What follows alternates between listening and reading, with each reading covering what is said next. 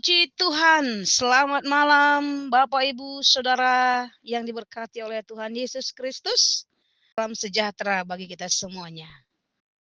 Apa kabar saudara? Doa dan harapan saya, kita semuanya ada di dalam penyertaan dan kasih sayang Tuhan.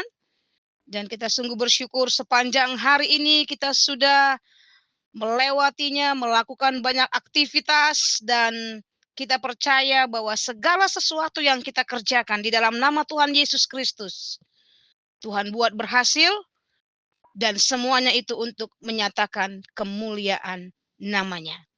Dan malam hari ini kita akan bersama membaca firman Tuhan, kita akan kembali merenungkannya, dan melakukannya dengan kesetiaan di hadapannya. Mari kita berdoa. Bapa di dalam surga, kami sungguh bersyukur untuk anugerah-Mu yang besar bagi kami. Terima kasih untuk penyertaan Tuhan di sepanjang hari ini. Kami menikmati kebaikan-Mu, kami menikmati kekuatan-Mu, kami menikmati didikan-Mu, tuntunan-Mu lewat Roh-Mu yang kudus.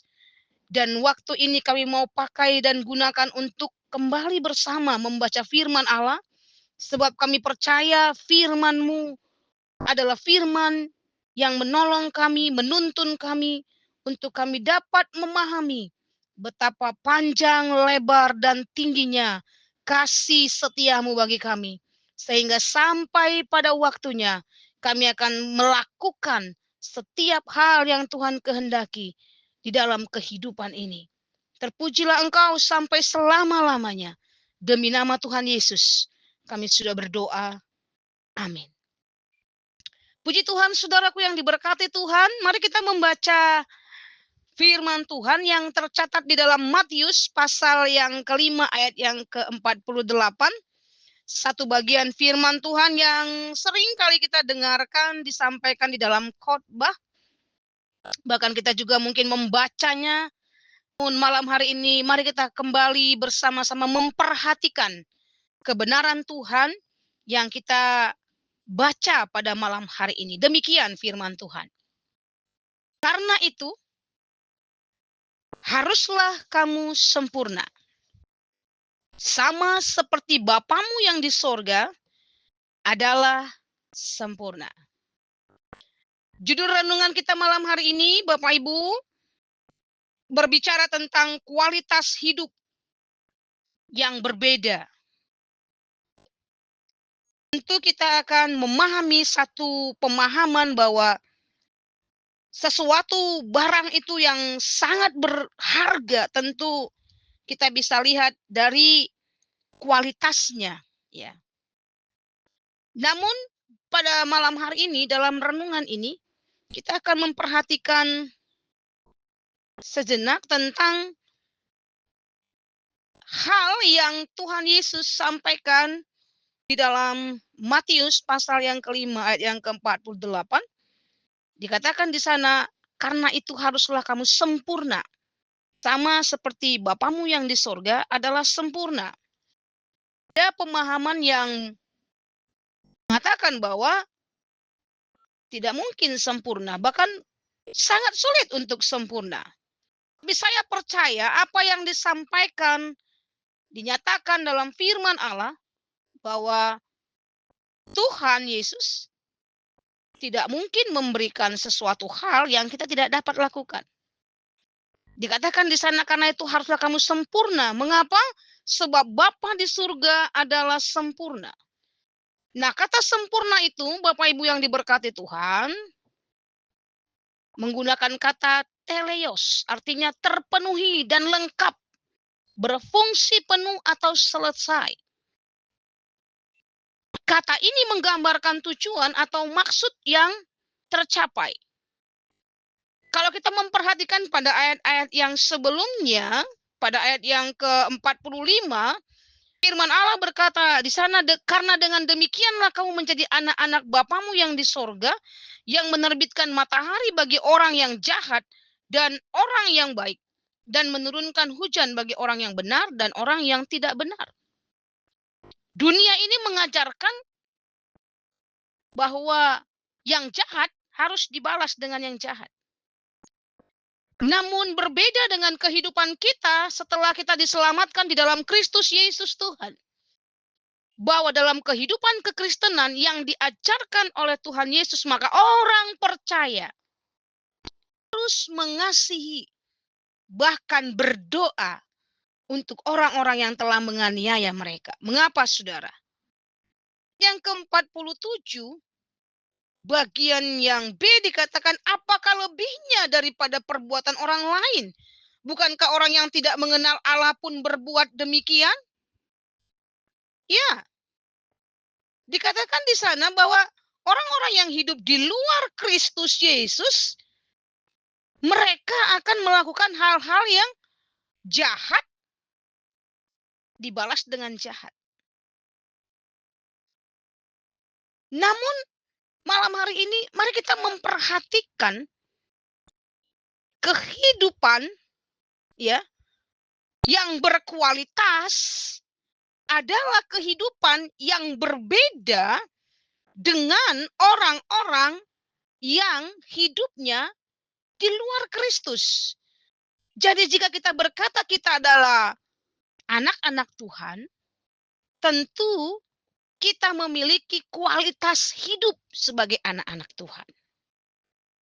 Nah, pertanyaannya adalah, mengapa Tuhan menghendaki orang percaya harus memiliki kualitas hidup yang berbeda dari yang lainnya? Mari kita memperhatikan beberapa ayat, Bapak Ibu, supaya kita memahami bahwa hidup kita ini berbeda dengan orang-orang yang masih di dalam kegelapan. Kita tidak sama dengan mereka. Jadi kita harus sadar bahwa kehidupan ini, kehidupan yang sudah ditebus oleh darah Yesus adalah kehidupan yang berbeda. Dan kehidupan yang berbeda itu harus memiliki kualitas hidup. Mengapa? Karena kehidupan yang berbeda yang kita miliki ini, kita harus menyadari dan mengetahui bahwa kita bukan berasal dari dunia ini. Kita harus tahu prinsip ini. Saya dan saudara yang sudah hidup di dalam Kristus bukan berasal dari dunia ini. Yohanes pasal 17 ayat yang ke-14 sampai ke-16 jelas firman Tuhan berkata di sana. Aku telah memberikan firman-Mu kepada mereka dan dunia membenci mereka karena mereka bukan dari dunia, sama seperti aku bukan dari dunia. Aku tidak meminta supaya engkau mengambil mereka dari dunia, tetapi supaya engkau melindungi mereka daripada yang jahat. Mereka bukan dari dunia, sama seperti aku, bukan dari dunia. Nah, saudaraku, dunia ini penuh dengan pergumulan dan tentunya kehidupan kekristenan kita pun tidak terlepas dari pergumulan kehidupan setiap hari. Namun yang membuat berbeda adalah bahwa kita memiliki kepastian karena Kristus tidak pernah meninggalkan kita. 2 Korintus pasal yang ke-10 ayat yang ke-3 sampai yang ke-4 firman Allah berkata di sana, memang kami masih hidup di dunia, tetapi kami tidak berjuang secara duniawi, karena kami memiliki senjata yang diperlengkapi dengan kuasa Allah. Artinya di dalam Kristus ada kepastian kemenangan. Hal yang kedua, saudara, mengapa hidup kita harus berbeda? Perbuatan kita harus berbeda dari orang-orang yang tidak mengenal Allah. Karena kita harus bergerak dan lebih baik lagi. Mengapa? Karena kesaksian kehidupan kita bukan hanya berdasarkan kepada perkataan, tetapi perbuatan yang dibuktikan. Matius pasal yang kelima ayat yang ke-16 firman Tuhan berkata, demikianlah hendaknya terangmu bercahaya di depan orang, supaya mereka melihat perbuatanmu yang baik dan memuliakan Bapamu yang di sorga. 1 Petrus pasal yang kedua ayat ke-12 firman Tuhan berkata, milikilah cara hidup yang baik di tengah-tengah bangsa-bangsa bukan Yahudi, supaya apabila mereka memfitnah kamu sebagai orang durjana, mereka dapat melihatnya dari perbuatan-perbuatanmu yang baik dan memuliakan Bapamu pada hari Ia melawat mereka. Dan kalau kita perhatikan di dalam Yakobus disampaikan bahwa iman itu harus disertai dengan perbuatan, artinya bahwa kesaksian kita harus diteguhkan dengan perbuatan kita. Kesaksian kita bisa dibantah atau ditolak orang lain, saudara. Tetapi perbuatan baik kita tidak ada yang dapat membantahnya. Karena mereka pasti menerimanya, mereka melihat perbuatan baik itu. Alkitab mencatat, orang melihatnya dan memuliakan Bapamu yang di sorga. Hal yang ketiga, mengapa hidup kita harus berbeda? Atau perbuatan kita harus lebih baik orang-orang yang belum mengenal Kristus. Karena kita telah menerima Roh Kudus. Titus pasal yang ketiga, ayat yang ketiga sampai 5, firman Tuhan berkata, karena dahulu kamu juga hidup dalam kejahilan, tidak taat, sesat, menjadi hamba berbagai-bagai nafsu dan keinginan, hidup dalam kejahatan dan kedengkian, keji, saling membenci. Tetapi ketika nyata kemurahan Allah juru selamat kita dan kasih-Nya kepada manusia, pada waktu itu Ia telah menyelamatkan kita, bukan karena perbuatan baik yang telah kita lakukan, tetapi karena rahmat-Nya oleh pemandian kelahiran kembali dan oleh pembaharuan yang dikerjakan oleh Roh Kudus. Jadi kehidupan kita yang telah diselamatkan memiliki kualitas hidup yang berbeda dengan orang-orang yang belum memiliki Roh Kudus. Dunia ini, saudara, berbuat baik karena mereka ingin menerima yang baik. Sementara kita orang-orang yang percaya, yang hidup di dalam Kristus, melakukan perbuatan baik. Bukan supaya kita menerima kembali apa yang kita lakukan yang baik itu. Melainkan supaya Bapa kita yang di sorga dipermuliakan. Amin, saudara. Ini yang harus ada dalam kehidupan kita. Dan ini yang membuat kita berbeda dari dunia ini. Dari dunia yang sementara lenyap dengan segala keangkuhan hidupnya. Yang selanjutnya, mengapa kehidupan kita harus berbeda? Lebih baik dari orang-orang yang ada dan belum di dalam Kristus. Karena kita sedang dipersiapkan untuk menjadi serupa seperti Kristus. Haleluya. Ini tujuan kita, saudara. Dipersiapkan menjadi serupa seperti Kristus. Kita membaca di dalam Roma pasal yang ke-8 ayat yang ke-29. Firman Tuhan berkata demikian. Sebab semua orang yang dipilihnya dari semula, mereka juga ditentukannya dari semula untuk menjadi serupa dengan gambaran anaknya.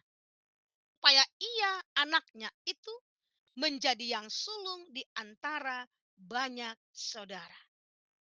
Dan jika kita kaitkan dengan Matius pasal yang kelima ayat ke-48 berkata, kita harus sempurna sama seperti Bapa di sorga adalah sempurna, sehingga olehnya kita dapat serupa dengan Kristus. Roma 12 ayat kedua dikatakan bahwa kita tidak boleh serupa dengan dunia ini, tetapi harus berubah sehingga kita dapat membedakan antara kehendak Allah dan yang bukan kehendak Allah. Saudaraku yang diberkati Tuhan, adalah kehendak Tuhan Yesus supaya kita memiliki kualitas hidup yang berbeda dari orang-orang yang belum mengenal Dia. Amat terlebih kehidupan kita di akhir zaman ini. Karena kita bukan dari dunia ini. Kita harus memiliki kualitas hidup di dalam kasih kepada Allah dan sesama kita.